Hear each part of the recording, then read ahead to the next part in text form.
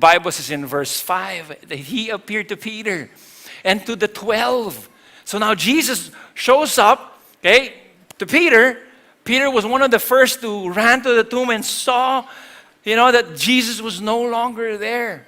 In fact, you can go to Jerusalem today. You go to the tomb. There are 2 or 3 that they would say this might be.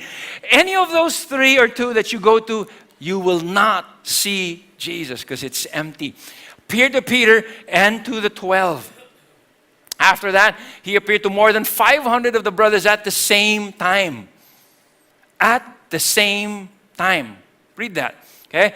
Of whom are still living at the moment of writing 1 Corinthians, though some have fallen asleep, some have already gone and left and they have died. Some are still living. And here's the thing. It's very rare, it's even quite impossible for a person to die for a lie. If this were a lie, right, then one of these guys would say, no, I was one of the 500, and this guy is telling a lie. Paul is telling a lie because it's not, Jesus did not rise from the dead, but all 500 concurred and some of them were still living. They could have refuted Paul, but they did not refute Paul because they knew in their heart of hearts, Jesus is alive. There are different theories. Since the day Jesus died and resurrected from the dead, there are different theories that would try to refute his resurrection. There's a hallucination theory. They would say the disciples were deluded, thinking that Jesus rose from the dead. They were just hallucinating. The way people would claim that they saw Elvis, they would see that they saw Jesus, right? They were just hallucinating. But like what I said, it's quite difficult to have all 500 hallucinate at the same time. And all of them still alive with the ability to refute what Paul just said or wrote.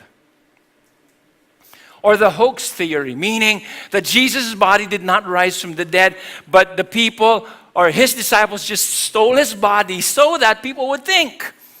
Now, the obstacle you'll run through there is this, that the Roman soldiers, if the body was stolen, it was their life for that life. Not only that, that big stone it would need several people to roll it, and it had a seal. If anybody tampered on that seal of the Roman government, then it would cost you your life. All right, and so it was, and it's very rare, as I said, for somebody to die for a lie. And then the swoon theory. Swoon theory would be, just as Jesus, was said to have raised from the dead or died and raised from the dead, maybe he just fainted. He didn't really die. He was on the cross and he just fainted, and then he was brought, and then he just, took off the linen cloths and then walked out and then pushed away, with the help of the disciples, pushed it, with the guards there, just pushed and rolled the stone, and then there, I'm resurrected from the dead. That's a swoon theory. And here's the obstacle you'll face. The Romans were experts at execution. There was a one time at the Appian Way, 6,000 rebels were crucified.